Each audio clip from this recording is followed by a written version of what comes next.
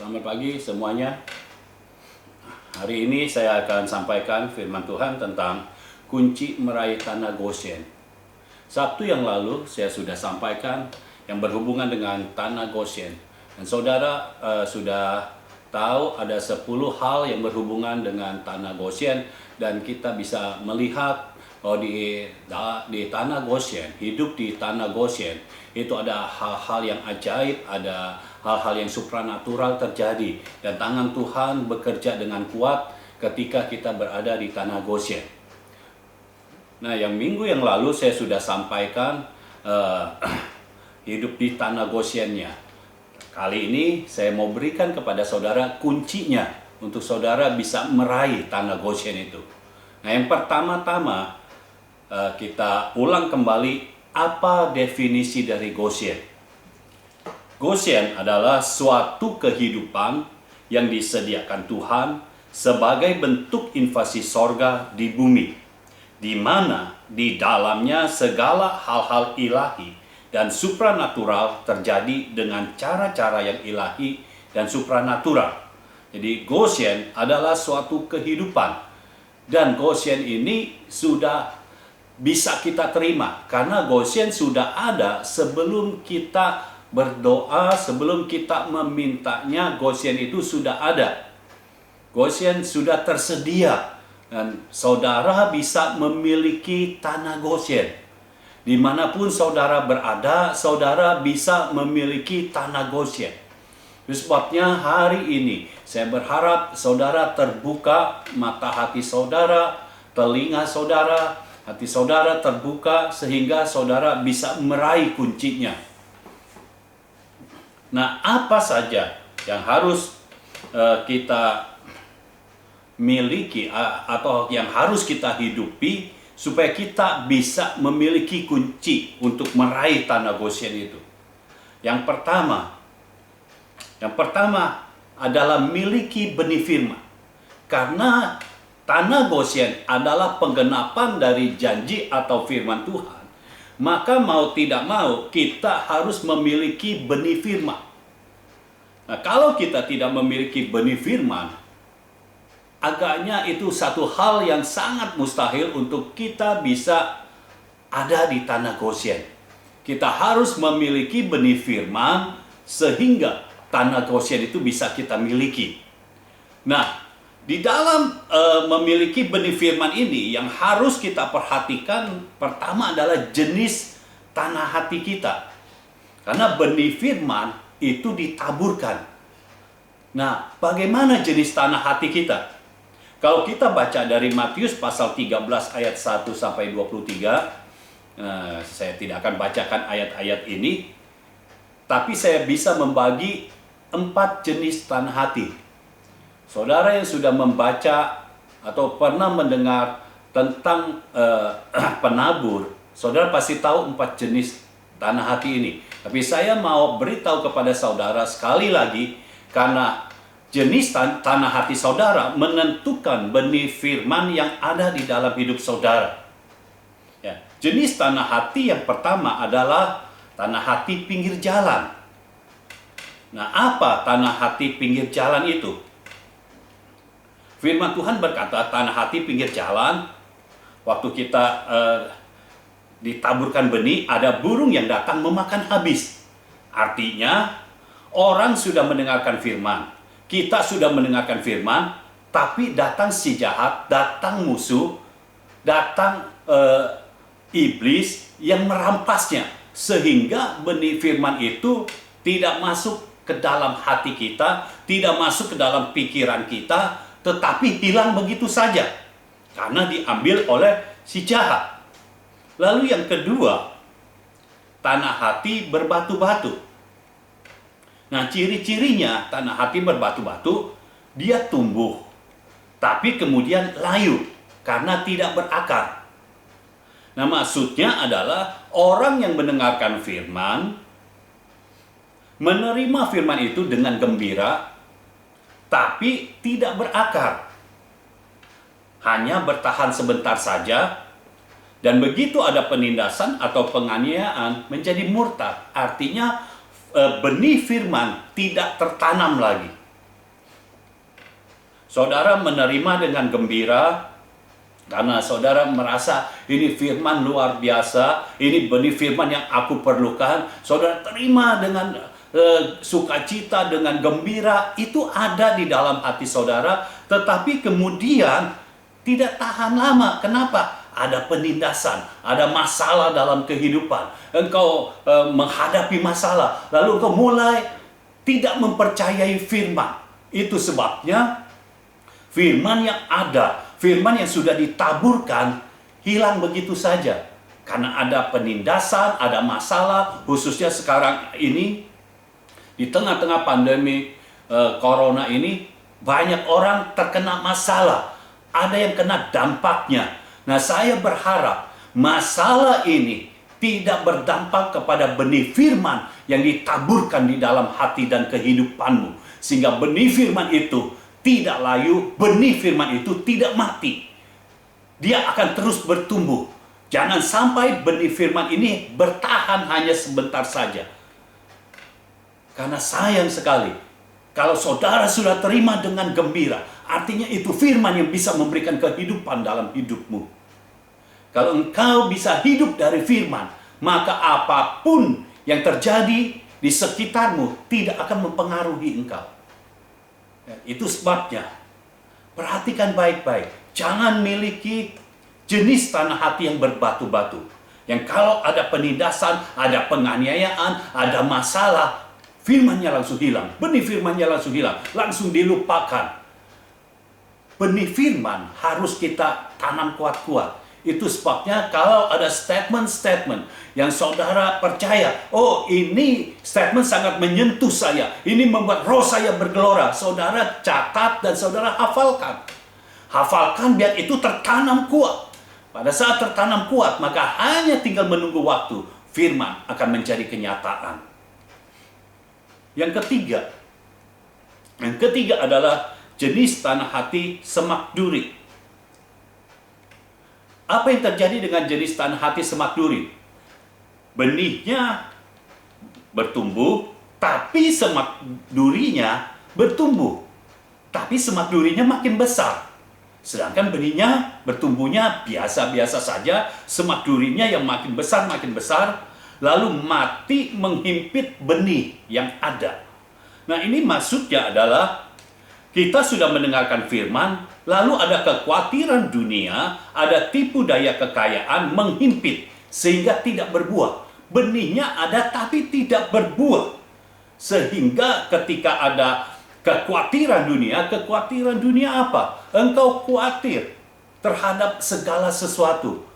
Pada saat ini, saudara yang berada di rumah, yang tadinya bekerja tetapi sekarang dirumahkan, atau mungkin kena imbasnya, ada pemotongan gaji. Kalau saudara sudah terima benih firman bahwa Tuhan bisa memberikan saudara hidup dalam kelimpahan, harusnya masalah itu tidak mempengaruhi saudara. Karena firman yang harus lebih mempengaruhi saudara. Nah, kekhawatiran dunia membuat saudara tidak bisa menumbuhkan firman. Kekhawatirannya lebih besar daripada firman itu. Apa yang harus saudara lakukan? Firman itu harus disuarakan, harus diperdengarkan kembali. Itu sebabnya perlu engkau mendengar lagi, dan lalu engkau katakan lagi, sehingga kekhawatiran dunia ini tidak menghimpit engkau, tetapi firman yang engkau terima itu yang bertumbuh. Pada saat firman bertumbuh, kita percaya satu saat akan berbuah.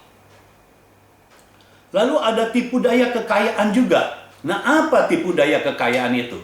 Tipu daya kekayaan mengatakan, ya, definisi dari tipu daya kekayaan ada kita tidak bisa hidup tanpa kekayaan. Kita tidak bisa hidup tanpa uang. Segala sesuatu harus pakai uang. Nah, ini tipu daya kekayaan. Padahal saudara kalau perlu makan, saudara bukan perlu uang, saudara perlu makanan. Mungkin saudara berpikir, iya, tapi untuk membeli makanan harus pakai uang. Ya, itu benar. Tapi saudara harus tahu juga, yang saudara makan tetap bukan uang, tetap makanan. dan Tuhan bisa memberikan saudara makanan. Jadi hidup kita tidak bergantung kepada uang. Segala sesuatu bukan dasarnya uang. Dasar dari segala sesuatu adalah firman. Pada saat engkau memegang firman, maka tipu daya kekayaan tidak bisa menghimpit engkau. Walaupun engkau punya gaji dipotong, pendapatanmu berkurang, itu tidak akan mempengaruhi imanmu. Dengan iman yang engkau miliki, iman yang berdasarkan kepada firman Tuhan, maka engkau bisa mengubahkan keadaanmu. Engkau tidak pernah kekurangan. Berapapun yang engkau terima, Tuhan akan memberikan hidupmu minimal cukup. Tapi yang Tuhan sampaikan adalah Tuhan memberikan kita kelimpahan. Artinya lebih dari cukup. Nah, saya percaya kalau Tuhan sudah berfirman kepada kita bahwa Tuhan memberikan kita kelimpahan, maka Tuhan pasti memberikan kita kelimpahan. Tuhan tidak pernah memberikan kita kekurangan. Dan Tuhan tidak pernah memberikan kita hanya cukup. Karena Tuhan mau kita hidup dalam kelimpahan. Lebih dari cukup. Jadi perhatikan saudara, apa yang terjadi dalam hidupmu. Kalau engkau memegang firman, sekalipun pendapatanmu turun, tapi Tuhan akan membuat hidupmu tidak turun. Tuhan tidak akan membuat kualitas hidupmu menjadi turun. Kualitas hidupmu akan terus naik. Karena Tuhan akan terus bekerja di dalam hatimu, di dalam pikiranmu, dan di dalam rohmu. Dan itu membuat apa yang terjadi di hadapanmu, apa yang terjadi, fakta yang terjadi di hadapanmu, itu menjadi berubah. Karena segala sesuatu harus berubah sesuai dengan firman yang kita terima. Fakta harus berubah sesuai dengan firman yang kita terima. Firman yang harus menjadi kenyataan. Fakta tidak boleh menjadi kenyataan hidup kita, tetapi firman harus menjadi kenyataan hidup kita. Nah, yang keempat, jenis tanah hati yang baik. Tanah hati yang baik ini membuat firman, benih firman yang ditaburkan itu bertumbuh dan menghasilkan buah 100 kali lipat, 60 kali lipat, 30 kali lipat. Artinya ada multiplikasi. Kalau firman bertumbuh di dalam hati kita, di dalam pikiran kita, di dalam roh kita, maka benih yang bertumbuh ini satu saat akan berbuah. Berbuah bisa 100 kali lipat, bisa 60 kali lipat, bisa 30 kali lipat.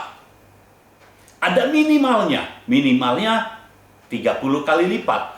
Dan saudara, berapapun yang saudara terima secara fakta, itu tidak akan mempengaruhi firman yang ada di dalammu.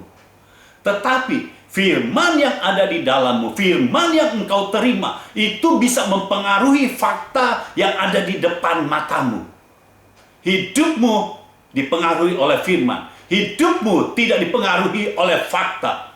Karena firman memiliki kekuatan yang pasti. Firman memiliki kekuatan untuk mengubahkan hidupmu. Firman memiliki kekuatan untuk mengubahkan fakta di dalam hidupmu. Karena firman yang ditaburkan adalah firman yang berasal dari sorga. Nah, satu saat kita hanya tinggal menunggu masalah waktu saja. Firman yang telah ditabur di dalam hati kita, yang ditabur dalam pikiran kita, yang ditabur di dalam roh kita, maka firman ini akan bertumbuh. Benih firman ini akan bertumbuh dan di dalam waktu Tuhan, saya percaya di dalam waktu Tuhan, firman itu akan berbuah. Dan itu bisa 100 kali lipat. Ini bukan sesuatu yang mustahil. Berbuah 100 kali lipat sudah terjadi di Alkitab di zaman Isa. Dan saya percaya untuk orang-orang benarnya di dalam tahun yang sama kita bisa berbuah 100 kali lipat. Ini bukan perkara yang mustahil karena ini sudah pernah terjadi. Dan Tuhan mau melakukan sekali lagi hal yang mustahil. Artinya hal yang melebihi ini akan terjadi di dalam hidup kita. Karena Tuhan sedang melakukan hal-hal yang ilahi dan supranatural. Berbuah 100 kali lipat, saya mau katakan sekali lagi, berbuah 100 kali lipat bukan perkara yang mustahil. Ini masih yang biasa karena Alkitab sudah mencatatnya. Di zaman Ishak bisa menghasilkan 100 kali lipat di tahun yang sama. Artinya kita bisa memilikinya juga. Dan minimal kita memiliki 30 kali lipat. Kita bisa berbuah 30 kali lipat. Jadi saudara jangan takut, jangan khawatir tentang apapun juga. Itu yang firman Tuhan katakan. Jangan engkau takut, jangan engkau khawatir. Karena burung di udara Tuhan pelihara, bunga bakung di lembah Tuhan pelihara.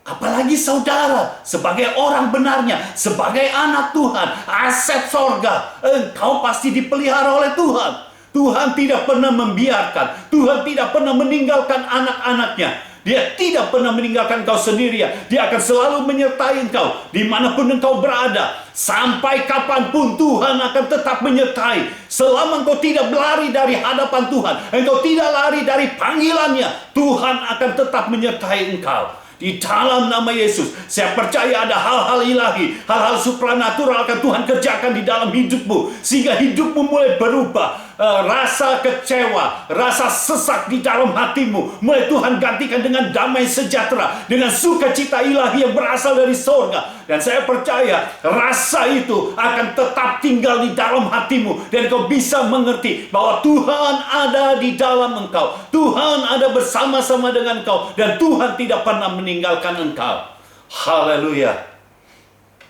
Selanjutnya saudara, memiliki benih firman. Yang pertama kita lihat tanah hatinya.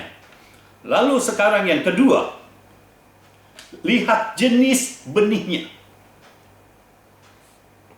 Kita baca Matius pasal 13 ayat yang ke-19. Matius 13 ayat yang ke-19. Kepada setiap orang yang mendengar firman tentang kerajaan sorga. Nah, inilah benih yang ditaburkan kepada setiap orang yang mendengar firman tentang kerajaan sorga. Ya, bahasa Indonesia di Alkitab ditulis firman tentang kerajaan sorga. Tetapi di terjemahan bahasa Inggris itu disebut the word of kingdom. Jadi firman kerajaan. Bukan firman tentang kerajaan, tetapi firman kerajaan. Nah, jenis benih seperti inilah yang harus kita miliki. Bukan jenis benih yang lain, tapi jenis benih yang seperti ini. Jenis benih apa? Jenis benih firman kerajaan. Bukan firman yang lain, tapi firman kerajaan. Kalau firman kerajaan, artinya ada kebenaran di dalamnya. Karena Yesus berkata, carilah dahulu kerajaan Allah dan kebenarannya. Kalau engkau memiliki benih kerajaan, artinya engkau punya nilai-nilai kebenaran. Dan kebenaran ini kebenaran yang berasal dari sorga, bukan kebenaran dari dunia ini. Kebenaran yang berasal dari kerajaan sorga. Nah, kita lihat ciri-cirinya apa. Jenis benih ini adalah benih yang bisa hidup dan bertumbuh. Ya, waktu ditaburkan, begitu ketemu tanah hati yang cocok, jenis benih ini akan hidup dan bertumbuh. Pada saat penabur menaburkan benih ini dan ada tanah hati yang baik menerimanya, maka secara otomatis benih ini hidup dan bertumbuh dan pada akhirnya berbuah. Itu cirinya. Lalu yang selanjutnya, saya mau kita baca Matius pasal 9 ayat 35. Matius pasal yang ke-9 ayat 35. Matius pasal 9 ayat 35. Demikianlah Yesus berkeliling ke semua kota dan desa. Ia mengajar dalam rumah-rumah ibadat dan memberitakan Injil kerajaan sorga, serta melenyapkan segala penyakit dan kelemahan. Perhatikan saudara, yang Yesus bawa pada saat Yesus hidup di dunia ini adalah Injil kerajaan sorga. Benih kerajaan yang dibawa oleh Yesus. Dan ciri-cirinya adalah ketika Yesus melepaskan jenis benih firman kerajaan. Yang kedua tadi hidup dan bertumbuh. Yang kedua cirinya adalah melenyapkan sakit penyakit. Kalau saudara memiliki firman ini, maka secara otomatis, tanpa saudara harus didoakan tumpang tangan, saudara punya penyakit apa, firman Tuhan yang ada di dalam hatimu yang engkau hidupi akan membuat semua organ tubuhmu menjadi normal kembali. menjadi benar kembali, berfungsi dengan baik kembali. Itu sebabnya segala sakit penyakit bisa dilenyapkan. Nah, saya percaya kalau engkau memiliki jenis benih ini, engkau memiliki benih firman kerajaan, maka segala sakit penyakit yang ada di dalam tubuhmu akan hilang begitu saja, tanpa perlu didoakan, tanpa perlu ditumpang tangan. Engkau sembuh begitu saja, karena jenis benih ini ada benih yang hidup dan bertumbuh, sehingga firman ini, benih firman ini akan mencari semua jalan, sehingga organ-organ tubuhmu yang rusak tiba-tiba saja menjadi benar. Organ tubuhmu yang tidak benar dibenarkan.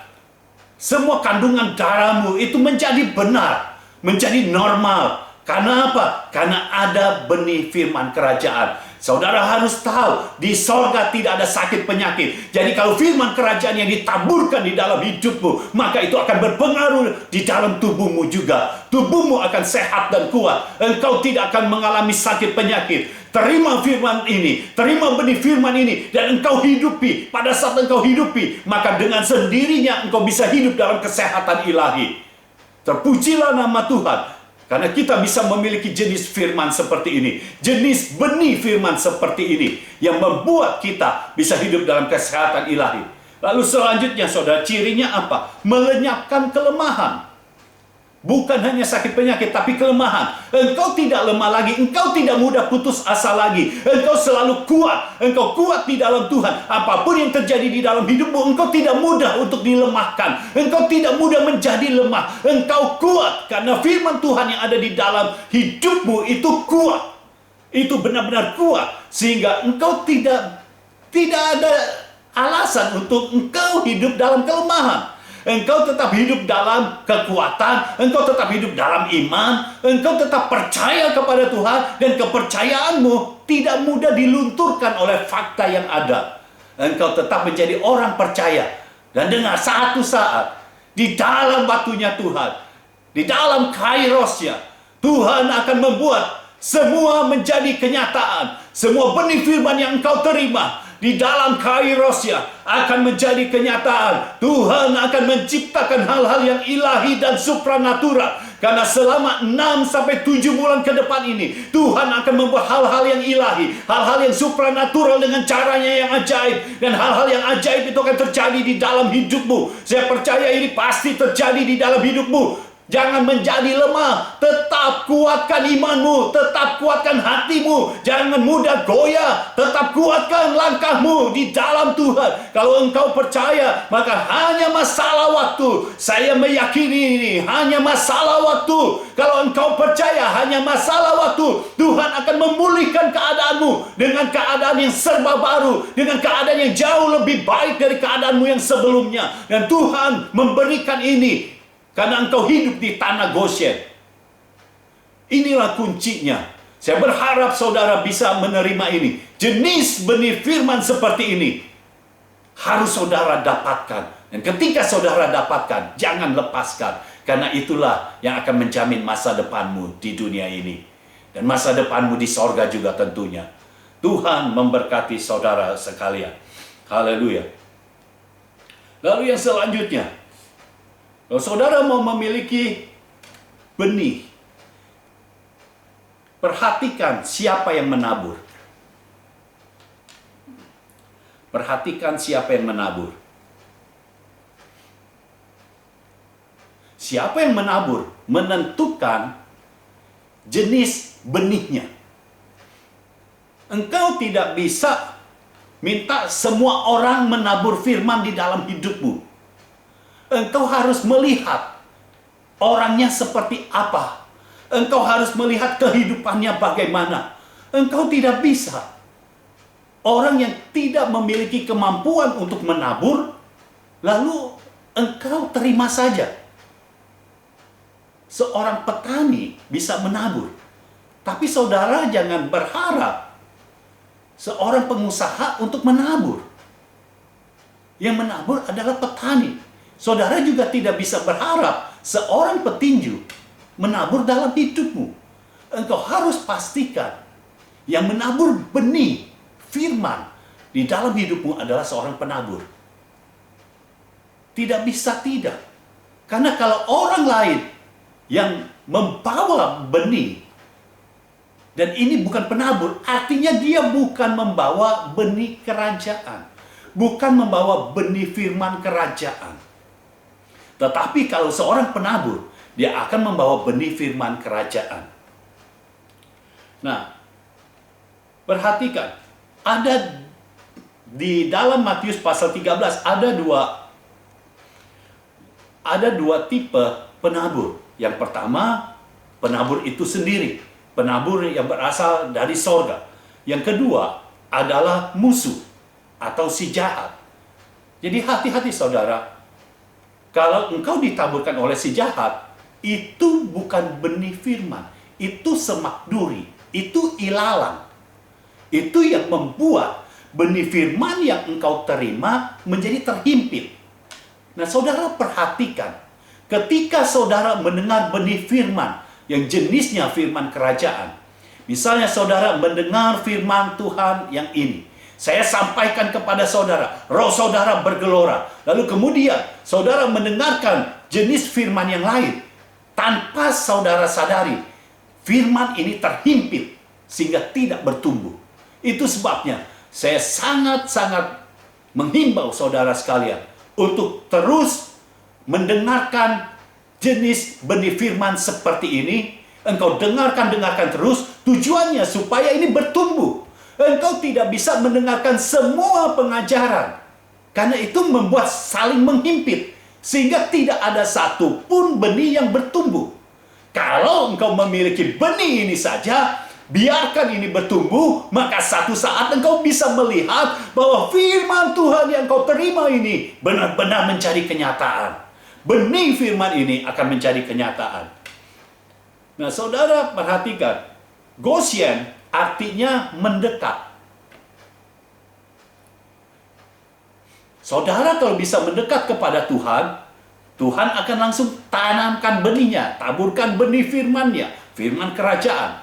Tetapi kadang kita tidak tahu. Kita baca Alkitab pun kadang tidak tersingkap apa-apa. Tidak ada pewahyuan apa-apa. Itu sebabnya engkau perlu mendekat. Kalau engkau tidak bisa mendekat kepada Tuhan secara langsung, engkau harus mendekat kepada orang yang diutus Tuhan. Kepada hamba Tuhan yang benar-benar membawa benih kerajaan. Benih firman kerajaan. Cari orangnya. Saudara pasti bisa mendapatkannya. Kenapa? Karena saudara punya roh yang hidup. Roh saudara akan memberikan kesaksian. Orang yang engkau dengar ini berasal dari sorga atau bukan. Jadi biarkan imanmu bekerja dan roh yang ada di dalammu bekerja juga. Sehingga engkau tahu bahwa hidupmu sesungguhnya sangat berharga. Engkau hanya perlu satu jenis benih, yaitu benih firman kerajaan. Nah, saya mau beri contoh kepada saudara tentang Naomi dan perempuan Sunem. Ya. Dua-duanya, ya, ini dua wanita, dua-duanya sama hidup di tengah-tengah kelaparan, lalu dua-duanya pergi, tetapi hasil akhirnya berbeda. Coba baca dulu Rut pasal 1. Kitab Rut Perjanjian Lama pasal 1. Saya akan bacakan ayat 1 sampai ayat yang ke-6. Rut pasal 1 ayat 1 sampai ayat yang ke-6. Pada zaman para hakim memerintah, ada kelaparan di tanah Israel. Lalu pergilah seorang dari Bethlehem Yehuda beserta istrinya dan kedua anaknya laki-laki ke daerah Moab untuk menetap di sana sebagai orang asing. Nama orang itu ialah Elimelek, nama istrinya Naomi, dan nama kedua anaknya Mahlon dan Kilion. Semuanya orang-orang Efrata dari Bethlehem Yehuda. Dan setelah sampai ke daerah Moab, diamlah mereka di sana. Kemudian matilah Elimelek, suami Naomi, sehingga perempuan itu tertinggal dengan kedua anaknya. Keduanya mengambil perempuan Moab, yang pertama bernama Orpa, yang kedua bernama Rut. Dan mereka diam di situ kira-kira 10 tahun lamanya.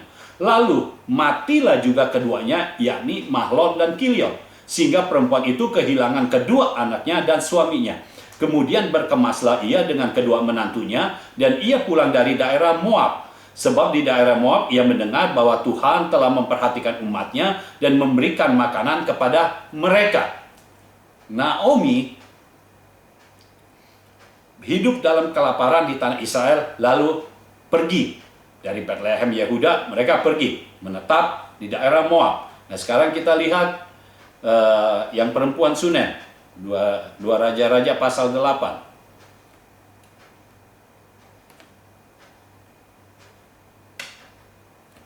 Dua Raja-Raja pasal 8 ayat 1 sampai ayat yang ke-6 juga. Dua Raja-Raja pasal 8 ayat 1 sampai 6. Elisa telah berbicara kepada perempuan yang anaknya dihidupkannya kembali, katanya, berkemaslah dan pergilah bersama-sama dengan keluargamu dan tinggallah di mana saja engkau dapat menetap sebagai pendatang. Sebab Tuhan telah mendatangkan kelaparan yang pasti menimpa negeri ini 7 tahun lamanya. Lalu berkemaslah perempuan itu, dan dilakukannya seperti perkataan abdi Allah itu. Ia pergi bersama-sama dengan keluarganya, lalu tinggal menetap sebagai pendatang di negeri orang Filistin 7 tahun lamanya. Dan setelah lewat ke 7 tahun itu, pulanglah perempuan itu dari negeri orang Filistin.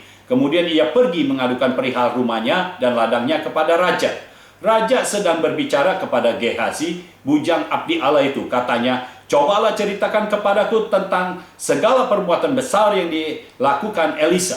Sedang ia menceritakan kepada raja tentang Elisa menghidupkan anak yang sudah mati itu, tampaklah perempuan yang anaknya dihidupkan itu datang mengadukan perihal rumahnya dan ladangnya kepada raja. Lalu berkatalah Gehazi, ya tuanku raja, inilah perempuan itu, dan inilah anaknya yang dihidupkan Elisa. Lalu raja bertanya-tanya dan perempuan itu menceritakan semuanya kepadanya. Kemudian raja menugaskan seorang pegawai istana menyertai perempuan itu dengan pesan, pulangkanlah segala miliknya dan segala hasil ladang itu sejak ia meninggalkan negeri ini sampai sekarang.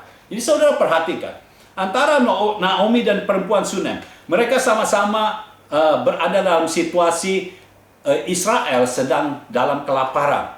Tetapi Naomi pergi keluar dari Israel tanpa ada firman yang menyertainya. Kita melihat di dalam ceritanya, Tuhan tidak berfirman dan nabinya pun tidak berfirman, tidak menyampaikan pesan apa-apa. Naomi pergi dengan suaminya Elimelek dan anaknya Mahlon dan Kilion. Mereka pergi ke Moab, 10 tahun mereka di sana. Dan apa yang terjadi? Tanpa firman mereka melangkah 10 tahun di Moab. Pertama, Naomi kehilangan Elimelek. Suaminya meninggal. Lalu yang kedua, anak-anaknya meninggal juga, Kilion dan Mahlon. Sehingga sekarang Naomi berada bersama dengan perempuan yang lain yang menjadi menantunya. Dan ini bukan orang Israel. Ini orang Moab. Dan setelah 10 tahun, Naomi kembali lagi. Kembali lagi kenapa? Karena Israel sudah dipulihkan. Nah, bandingkan dengan perempuan Sunem. Perempuan Sunem ada di Israel di dalam masa Israel itu sedang kelaparan. Tetapi firman datang kepada perempuan Sunem. Melalui Elisa, ya, Nabi Elisa berkata kepada perempuan Sunem, pergi. Pergi 7 tahun lamanya. Jelas ada firman Tuhan itu. Lalu perempuan Sunem ini pergi. Pergi dan 7 tahun kemudian kembali. Nah, saudara perhatikan, perempuan Sunem ini tidak kehilangan anaknya. Tidak kehilangan waktu dia pergi, itu juga yang dibawa pulang. Bahkan, kalau saudara baca dari kisahnya, semua yang pernah dimiliki oleh perempuan Sunem dikembalikan oleh raja, dikembalikan kepada perempuan Sunem, sehingga tahun-tahun yang hilang dari perempuan Sunem dikembalikan dengan tahun yang baru, dengan kondisi yang lebih baru. Bahkan selama 7 tahun itu dikembalikan itu dari sejak dia pergi. Artinya penghasilan dia selama 7 tahun dirapel semuanya. Bahkan ada bunga-bunganya. Kenapa? Karena waktu dia ada di Israel, dia punya pengerja, dia punya pekerja yang harus dia gaji. Tetapi kali ini, dia memiliki omset tanpa harus dipotong gaji. Artinya dia memiliki kekayaan yang lebih besar dibandingkan kalau dia ada di Israel. Jadi kalau kita melangkah dengan firman, maka jenis firman yang seperti ini, firman, benih firman kerajaan, akan membuat kita, semua tahun-tahun yang hilang dari hidup kita akan dikembalikan kepada kita dengan keadaan yang jauh lebih baik lagi, dengan kualitas hidup yang jauh lebih baik lagi. Saya percaya kalau engkau melangkah sesuai dengan firman, engkau menerima firman, engkau menerima arahan dari seorang hamba Tuhan, engkau menerima arahan dari seorang yang diutus oleh Tuhan, maka arahan itu akan membuat engkau mengembalikan tahun-tahun yang hilang dari hidupmu. Semua milikmu yang pernah hilang dikembalikan karena ada arahan dari sorga. Dan ketika dikembalikan, maka kualitasnya jauh lebih baik lagi. Kualitasnya itu melebihi dari kualitas waktu engkau memilikinya. Kualitas yang sekarang itu, firman Tuhan katakan jauh lebih mewah. Jauh lebih mewah dibandingkan yang dulu. Itulah yang terjadi. Kalau engkau memiliki benih firman ini, maka segala sesuatu yang terbaik Tuhan akan berikan kepadamu. Itulah kehidupan di tanah Goshen. Segala sesuatu yang terbaik itu yang akan diberikan kepadamu. Dan saya percaya Tuhan akan terus bekerja di dalam hati dan kehidupanmu. Sekarang yang kedua, saudara. Setelah saudara memiliki benih firman, yang kedua, kunci untuk meraih tanah Goshen. Yang kedua, miliki roh yang senantiasa bergelora. Miliki roh yang senantiasa bergelora. Kita tahu tanah Goshen bisa diberikan kepada umat Israel karena ada Yusuf. Dan kita bisa melihat apa yang terjadi di dalam kehidupan Yusuf. Kejadian pasal 41. Kejadian pasal 41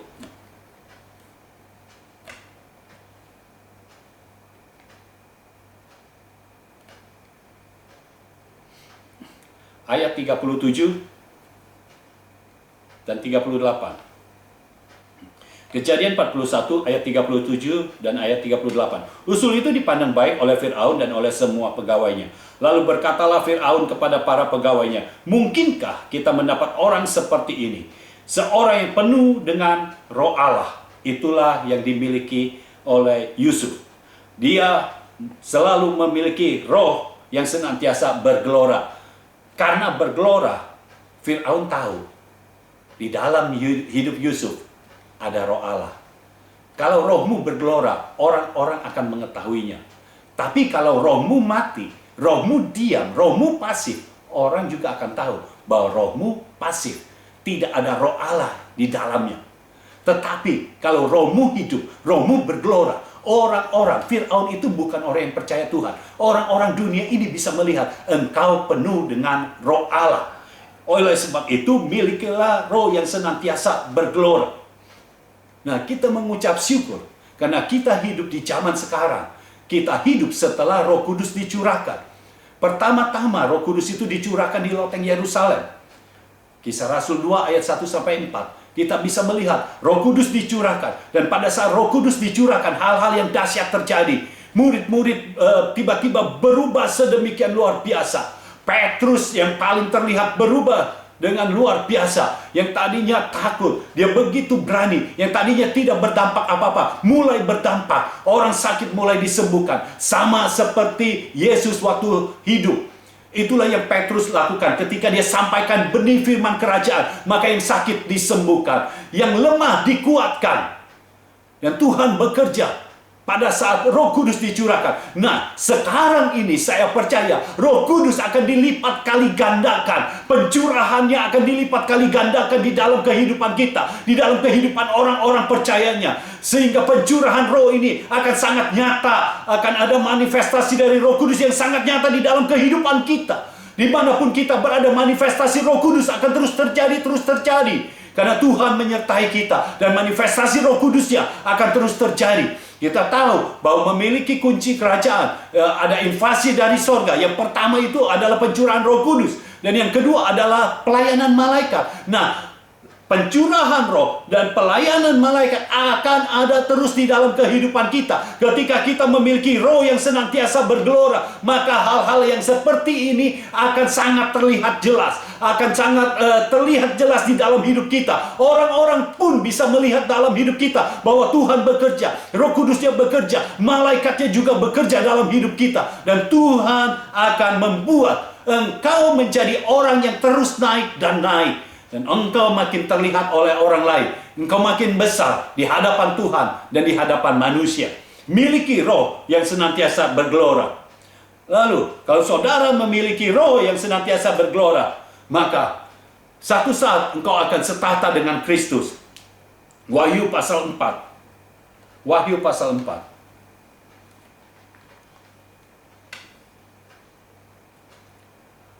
Wahyu pasal 4. Ayat 1 dan 2. Wahyu pasal 4 ayat 1 dan 2. Kemudian daripada itu aku melihat sesungguhnya sebuah pintu terbuka di sorga, dan suara yang dahulu telah kudengar berkata kepadaku seperti bunyi sangkakala, katanya, naiklah kemari dan aku akan menunjukkan kepadamu apa yang harus terjadi sesudah ini.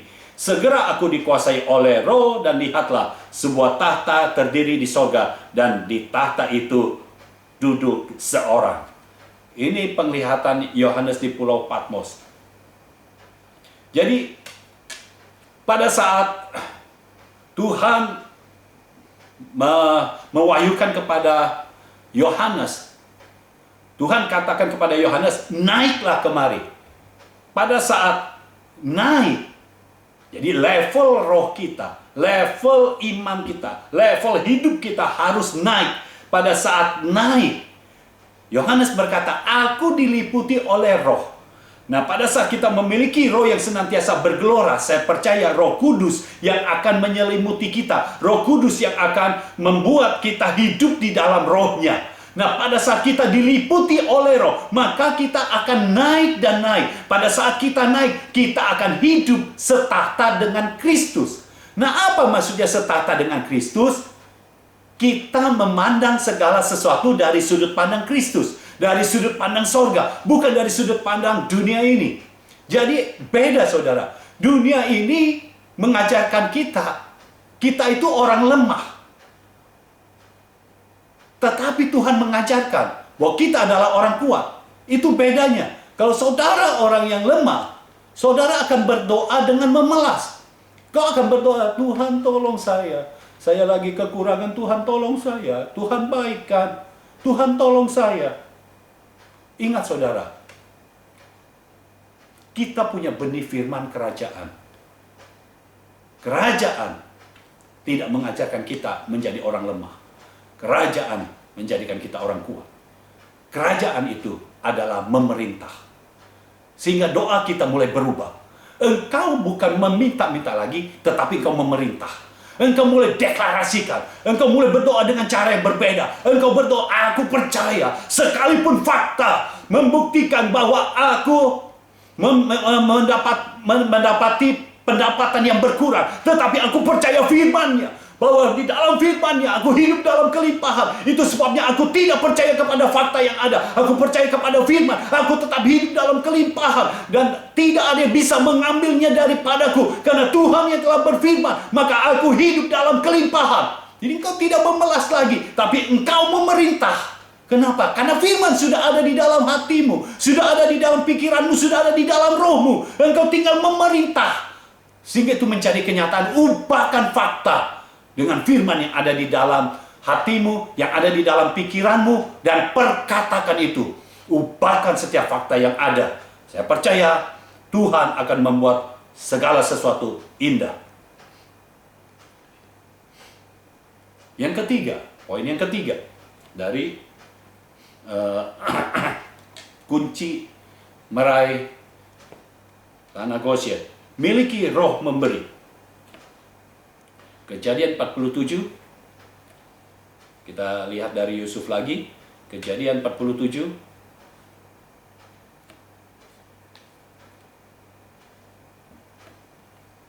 ayat 13 sampai ayat 14.